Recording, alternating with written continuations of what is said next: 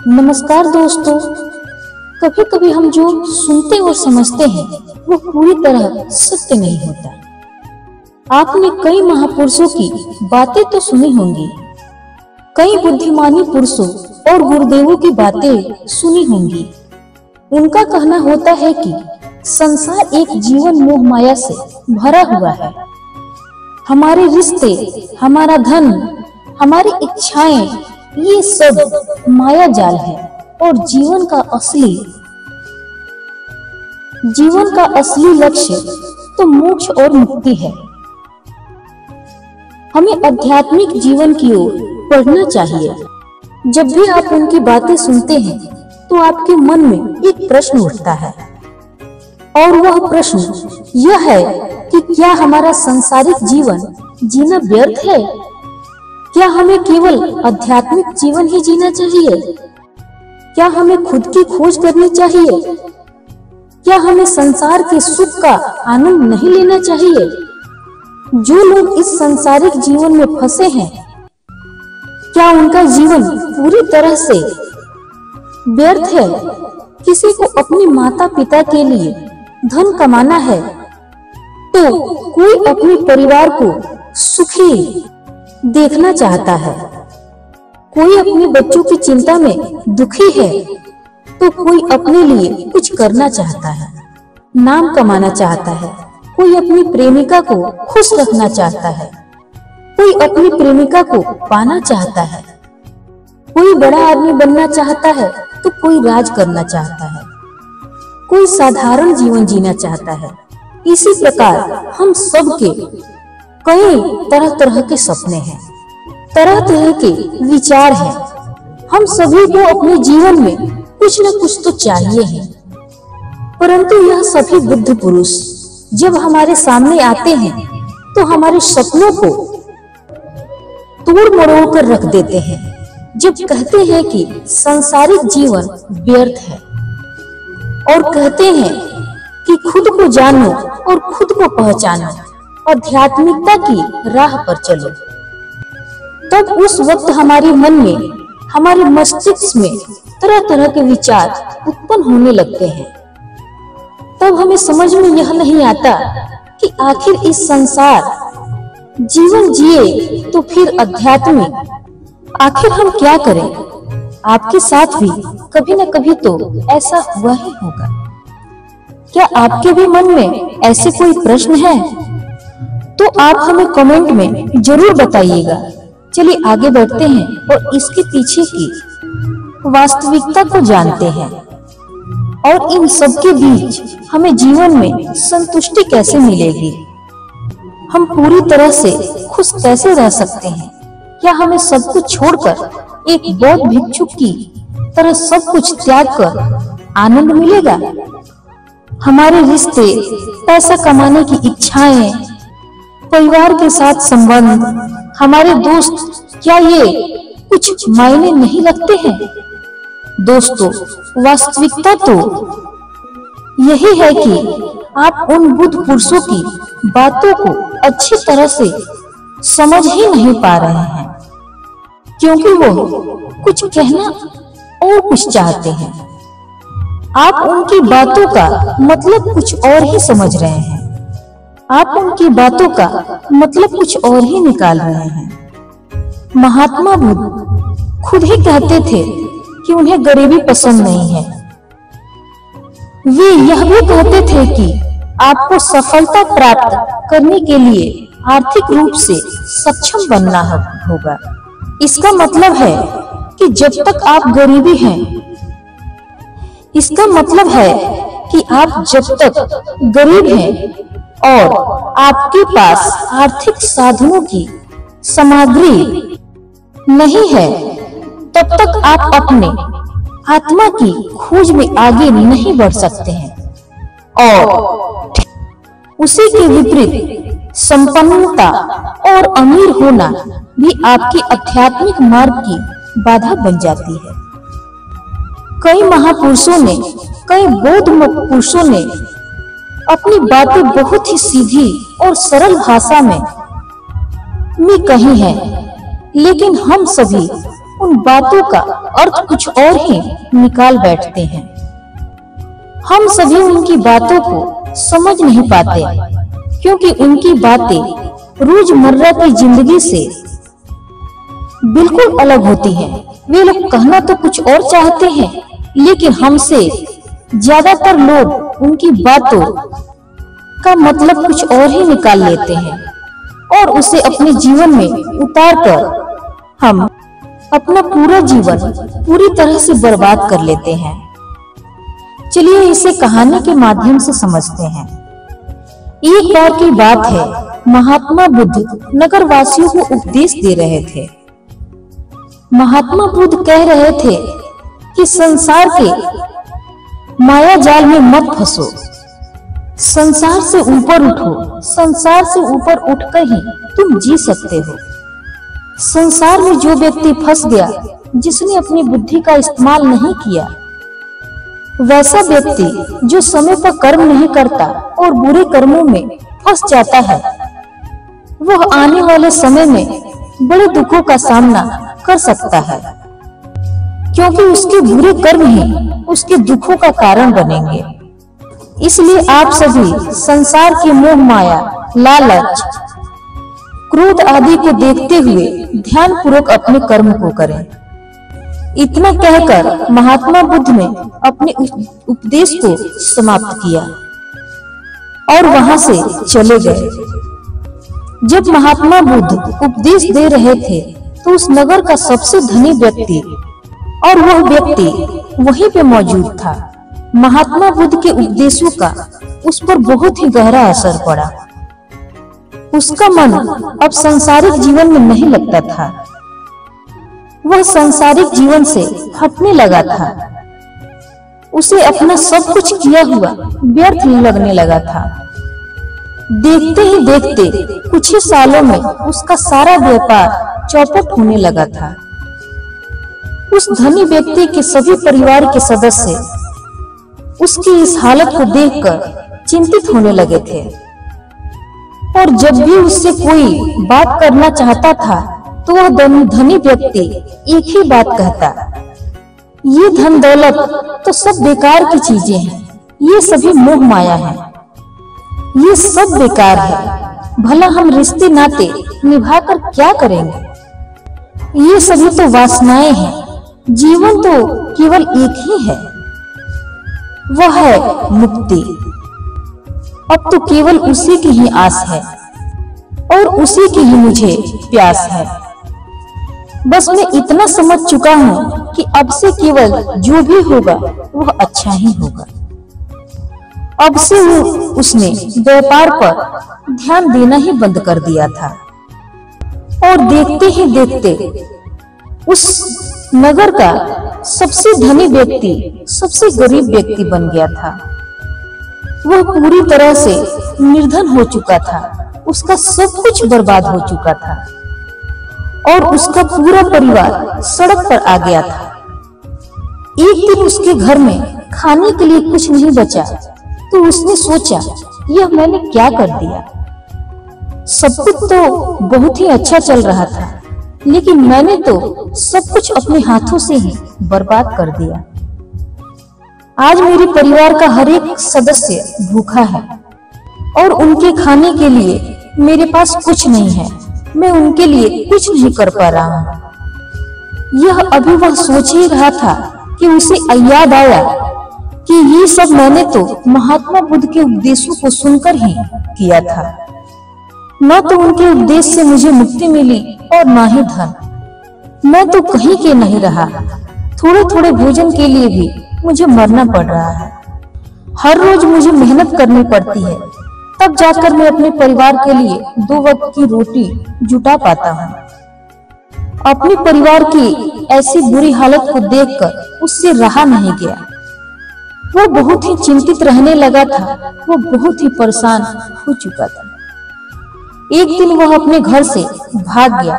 रास्ते में जब वह आगे बढ़ रहा था तब उसके मन में ख्याल आया कि वह कहाँ जाएगा, वह किससे मदद मांगेगा, आखिर उसका साथ कौन देगा।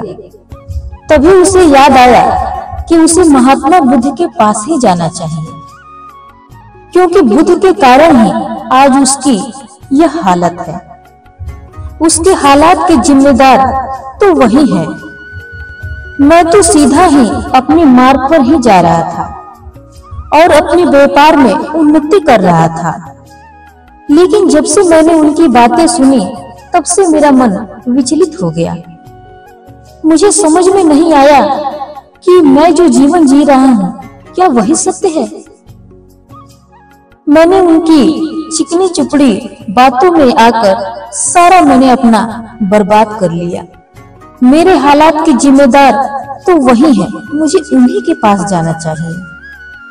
अपने मन में वह क्रोध लिए हुए 2 दिन का सफर तय करके वह महात्मा बुद्ध के पास पहुंचा और क्रोध में आकर के महात्मा बुद्ध से कहता है कि हे बुद्ध, आपको कोई ज्ञान नहीं, न आपने सत्य की प्राप्ति की है। आप तो केवल भोले भाले लोगों को फंसाना जानते हैं। आप हमें ऐसे सपने दिखाते हैं जो कभी पूरे ही नहीं हो सकते। मैं भी एक सीधा साधा ही व्यक्ति था जो उस नगर का सबसे धनी व्यक्ति था। मेरे जीवन में सब कुछ अच्छा चल रहा था। मेरे पास धन की कोई कमी नहीं थी। मेरे पास सभी ऐशो आराम थी। लेकिन जब से मैंने आपका उपदेश सुना कि मैंने आपकी बातों को ही मानना शुरू कर दिया और सारी चीजें छोड़ दी जो मुझे वह सांसारिक जीवन से जोड़ती थी। देखिए, आपकी वजह से मेरा पूरा परिवार आज सड़क पे आ गया है।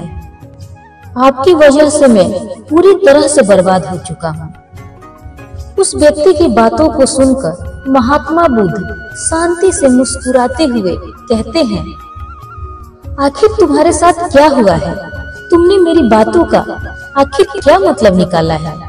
महात्मा बुद्ध की बातों को सुनकर वह गरीब व्यक्ति महात्मा बुद्ध को सारी बातें बता देता है।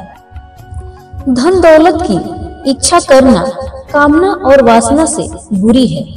आप आध्यात्मिक जीवन को अच्छा बताते हैं, लेकिन मेरा आपसे एक प्रश्न है कि इस आध्यात्मिक जीवन से हमें क्या मिलता है?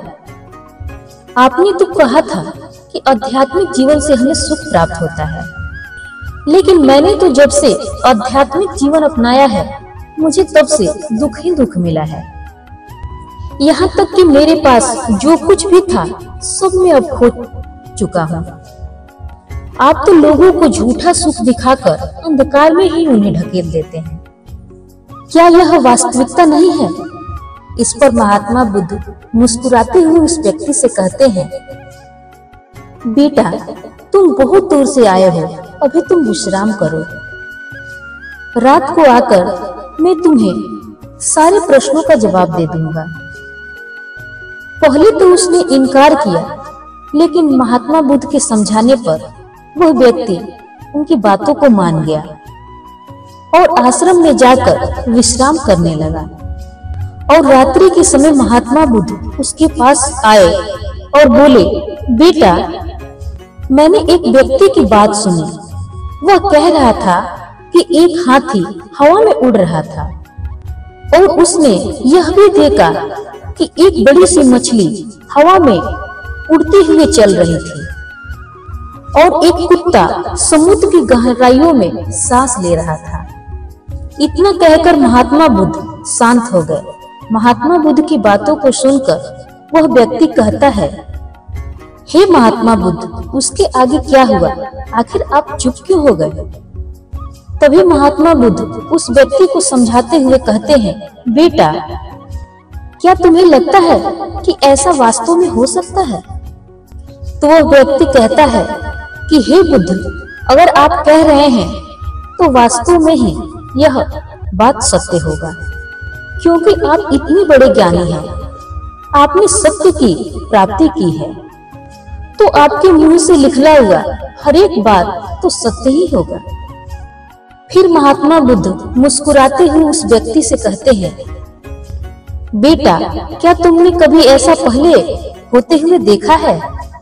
क्या तुमने कभी हाथी को किसी देखा है कि वह हवा में उड़ते हुए जा रहा हो? तब वह व्यक्ति कहता है कि नहीं, मैंने तो कभी नहीं देखा है। फिर महात्मा बुद्ध कहते हैं, कि तुमने मुझसे प्रश्न क्यों नहीं किया कि हाथी कैसे हवा में उड़ सकता है। तो वह व्यक्ति कहता है कि हे महात्मा, मुझे लगा कि आपके मुख से जो बात निकलता है सभी सत्य ही निकलता है, शायद वह सत्य ही होगा, इसीलिए मैंने आपसे एक बार भी प्रश्न नहीं किया। तभी महात्मा बुद्ध समझाते हुए कहते हैं कि कभी भी किसी की बातों पर मत जाना, पहले सोचना और विचारना, उसके बाद ही किसी के बातों पर विश्वास करना। तुम स्वयं ही सोचो कि उसकी बातों में कितनी सच्चाई है, वो जो कह रहा है क्या वह सत्य कह रहा है? आखिर वह कुछ और कहना चाहता हो और तुम कुछ और ही अर्थ निकाल रहे हो। कम से कम तुम्हें तो एक बार प्रश्न करके समझना ही तो चाहिए, आखिर वह कहना क्या चाहता है। मैं तुम्हें ऐसा बताता कि एक छोटा सा बच्चा अपने खिलौनों से खेल रहा था, वह हाथी को हवा में उड़ा रहा है और कुत्ते को पानी में डुबा रहा है और मछलियों को जमीन पर चला रहा है। क्या ऐसा संभव नहीं हो सकता? उसके जवाब में वह व्यक्ति कहता है कि हाँ, ऐसा तो बिल्कुल ही हो सकता है। फिर महात्मा बुद्ध कहते हैं कि ठीक इसी प्रकार मैं कभी को निर्धन एवं गरीब होने के लिए नहीं कहता हूँ। निर्धनता एवं गरीबी आपके विकास में बाधा बन जाती है, जिससे तुम कुछ और नहीं सोच पाते हो, न ही कुछ समझ पाते हो। इन भिक्षुकों को देखो, जब इन्हें भोजन की आवश्यकता पड़ती है तो ये भिक्षा मांगने के लिए निकल पड़ते हैं, लेकिन ये भिक्षा कहाँ से आती है? इसके जवाब में वह व्यक्ति कहता है कि हे महात्मा बुद्ध, हर कोई रोज मेहनत करता है ताकि उसके परिवार का पालन पोषण हो सके, और वह मेहनत करता है तो उसके बदले में उसे कुछ पैसे मिलते हैं, जिससे वह भोजन की सामग्री को खरीदकर भोजन बनाकर खाता है, और वही भोजन वो आपको भी सौंपता है और वहीं से भिक्षा आती है। तभी महात्मा बुद्ध उस व्यक्ति से एक और प्रश्न करते हैं, क्या तुम मुझे बता सकते हो कि आखिर ये धन कहाँ से आता है? फिर वह व्यक्ति जवाब देते हुए कहता है कि हे महात्मा, धन तो सभी लोग इकट्ठा करते हैं। फिर महात्मा बुद्ध उस व्यक्ति को समझाते हुए कहते हैं कि ठीक उसी प्रकार अगर इस संसार में हर एक लोग भिक्षा मांगने लगे तो उन भिक्षा मांगने वालों के लिए भोजन कहाँ से आएगा? अनाज कौन उगाएगा? व्यापार कौन करेगा? और लोगों की रक्षा के लिए धन कहाँ से इकट्ठा होगा? यह सुनकर वह व्यक्ति थोड़ा अचरज में पड़ गया। फिर वह व्यक्ति कहता है कि हे महात्मा, आप ही तो कहते हैं इच्छा, कामना, मोह, माया, लालच और धन ये सभी मनुष्य के विकार हैं। सभी मनुष्यों को इनसे दूर रहना चाहिए। तभी वह व्यक्ति आत्मज्ञानी कहलाता है। फिर महात्मा बुद्ध कहते हैं, मैं तो अभी भी कहता हूँ कि आध्यात्मिकता ही इंसान को सच्चा इंसान बनाता है, और मोह, माया, लालच इन सबसे दूर रहना चाहिए। फिर महात्मा बुद्ध की बातों को काटते हुए वह व्यक्ति बोलता है कि हे महात्मा, दुनिया तो इसी पर ही चल रही है। भला यह संसार मोह माया के बिना कैसे चल सकता है? हर किसी को पैसों की जरूरत है, वह बिना पैसों के अपने इस परिवार को नहीं चला सकता है। वह अपने परिवार का पालन पोषण नहीं कर सकता, वह अपने परिवार के लिए भोजन नहीं ला सकता, और यदि वह पैसे नहीं कमाएगा तो वो तो भूखा ही मर जाएगा। तभी महात्मा बुद्ध कहते हैं, बेटा, ये संसार इन सभी चीजों से नहीं चल रहा है, इन सभी चीजों से यह संसार बिगड़ रहा है। तभी वह व्यक्ति कहता है, आखिर आप क्या कह रहे हैं? मैं आपकी बातों को नहीं समझ पा रहा हूँ। संसार में इच्छा, कामना, वासना और क्रोध, लोभ ये तो सभी वास्तविकता है। अगर हम इन सभी का त्याग कर देते हैं तो हम मुक्ति के मार्ग पर बढ़ते हैं, यानी कि हम सन्यासी के मार्ग पर चलते हैं। इस पर महात्मा बुद्ध जवाब देते हुए कहते हैं, बेटा, तुमने जो कुछ भी कहा वह भी बहुत बड़ा सत्य है। इच्छा, कामना, मोह, माया, क्रोध, लोभ, ये भी एक बहुत बड़ा सत्य है। ऐसे ही बुरी भावनाओं को छोड़ करके हम एक सन्यासी बन जाते हैं और इन्हीं सभी चीजों को छोड़ कर के भी हम इस संसार में जी सकते हैं। मान, पद, प्रतिष्ठा और सम्मान भी कमा सकते हैं, क्योंकि हम सभी तो अपना कर्म ही कर रहे हैं। एक किसान खेती करता है, लेकिन वह अपनी खेती बिना बुरी भावनाओं के भी कर सकता है। एक व्यापारी व्यापार करता है और व्यापार में सभी चीजों को यहाँ से वहां पहुंचाना पड़ता है, और वह व्यापारी बिना बुरी भावना के भी इन सभी चीजों को कर सकता है। ठीक उसी प्रकार एक राजा भी प्रजा की देख रेख करता है और वह बिना किसी बुरी भावना के भी कर सकता है। और ये भिक्षुक उन सभी लोगों को सही कार्य और सही मार्ग पर चलने की शिक्षा देते हैं। मनुष्यों का कर्म है जो उसका कार्य है। जो मनुष्य अपने कर्मों का सत्यता से पालन करता है, वास्तविकता में वही भिक्षुक है, वही सन्यासी है। क्योंकि हम जो भी कर्म कर रहे हैं इस संसार में रहने के लिए, जीवित रहने के लिए और जीवन जीने के लिए केवल एक ही माध्यम है, हमारा कार्य, और हम उसे छोड़कर कुछ भी नहीं कर सकते, कुछ भी नहीं पा सकते। हमें तो केवल खुद को पहचानना है, खुद को ही जानना है। एक बार हमारे अंदर ज्ञान का उदय हो गया तो हम चाहे जो भी करें, फिर वह कार्य संसारिक हो या सन्यासी हो, एक ही होते हैं।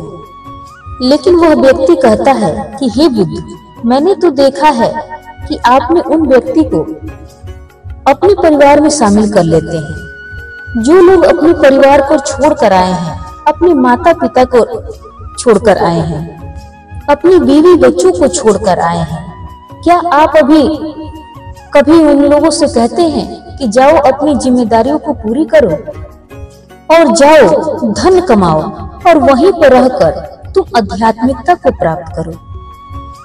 उस व्यक्ति के प्रश्न का जवाब देते हुए महात्मा बुद्ध कहते हैं, भक्ति, शांति को क्या तुम हवा में उड़ा सकते हो? तो वो व्यक्ति कहता है कि नहीं, मैं नहीं उड़ा सकता। फिर महात्मा बुद्ध कहते हैं, एक बच्चा ही हाथी को हवा में उड़ा सकता है। ठीक उसी प्रकार जिसको जो बनना है वो बनकर ही रहता है।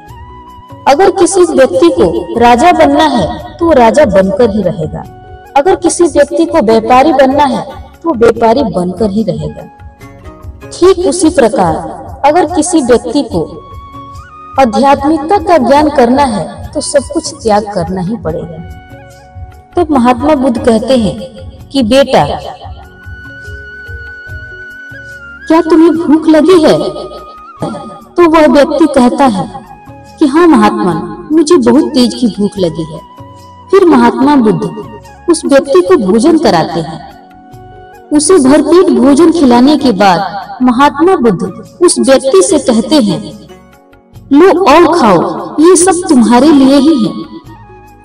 इसके जवाब में वह व्यक्ति कहता है कि हे महात्मा, मैंने इसके पहले ही बहुत ज्यादा खा लिया है, अब मुझसे और नहीं खाया जाएगा। मेरे पेट में अब थोड़ी भी जगह नहीं रह गई है, और अगर मैंने थोड़ा भी खाया तो मेरे पेट में दर्द होने लगेगी और तरह तरह की परेशानियां उत्पन्न हो जाएगी और मैं परेशान हो जाऊंगा। तभी महात्मा बुद्ध मुस्कुराते हुए उस व्यक्ति से बोले, बेटा, मैं भी तो तुम्हें ये ही समझाने की प्रयास कर रहा हूँ कि जितनी ही जरूरत है उतना ही खाओ, यानी कि जितना जरूरत है उतना ही धन कमाओ। हर चीज अगर हद से ज्यादा हो जाती है तो वह नुकसान ही पहुंचाती है।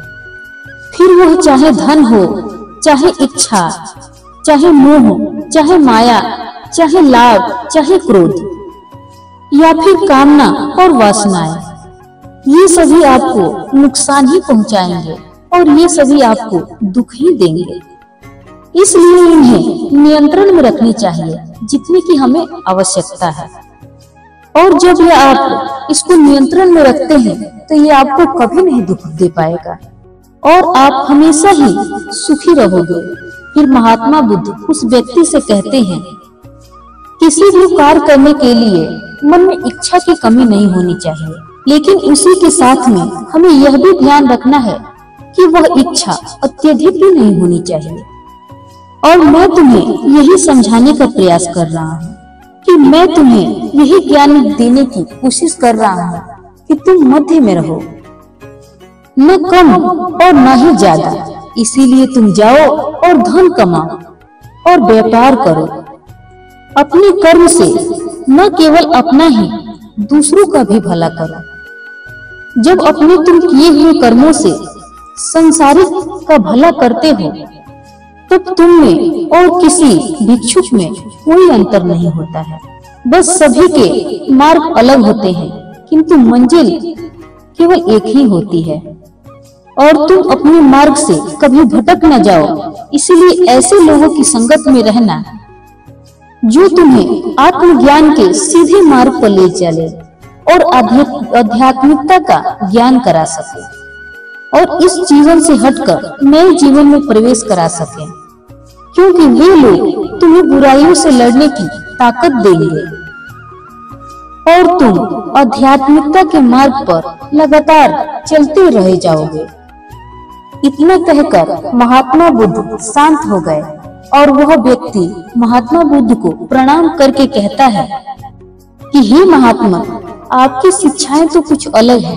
आप जो कहते हैं उसके पीछे कुछ न कुछ रहस्य ही होता है जिसको हम समझ नहीं पाते हैं। आपके पास चमत्कार है और आपके पास वह मार्ग है जिस पर मैं चलकर अध्यात्म को प्राप्त कर सकता हूँ, जिससे मेरा और सभी लोगों का भला होगा। हे महात्मा बुद्ध, यह मेरी ही गलती थी कि मैंने आपके उपदेशों का गलत मतलब निकाला था और एक व्यापारी होकर भी मैंने अपने कर्म को छोड़ दिया और वह यह सोचने लगा कि अपने आप ही खुद यह सब होगा। लेकिन यह सच ही है कि अपने आप कुछ नहीं होता, हमें कर्म करना ही पड़ता है।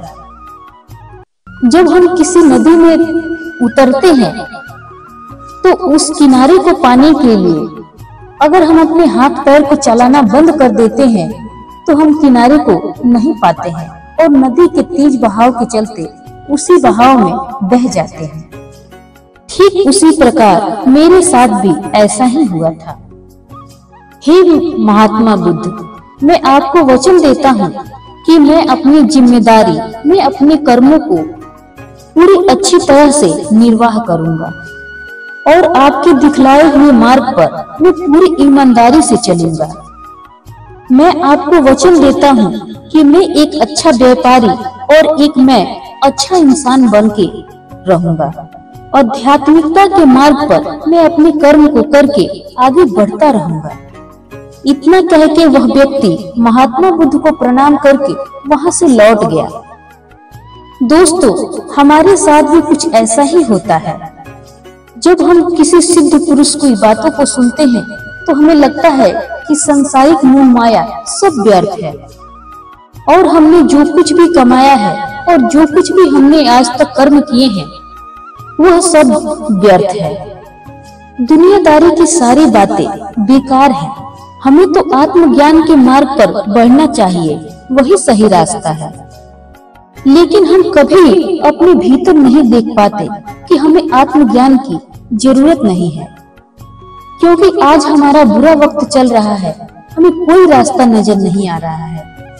तब हमें आत्मज्ञान नजर आ रहा है। जब कल हमारा वक्त अच्छा होगा, हमारे जीवन में सुख होगा, तो आत्मज्ञान कहाँ होगा? वह कहाँ होगा? जो व्यक्ति आत्मज्ञान के मार्ग पर चलते हैं उन्हें अपने व्यवसाय से भी फर्क नहीं पड़ता है, उन्हें जीवन के झंझटों से भी फर्क नहीं पड़ता है। वह तो केवल अपने आत्मज्ञान के मार्ग पर खुशी खुशी चलते रहते हैं और अपनी मंजिल तक पहुंच ही जाते हैं। दोस्तों, आज की वीडियो से आपने क्या सीखा वो हमें कमेंट बॉक्स में लिखकर जरूर बताइएगा।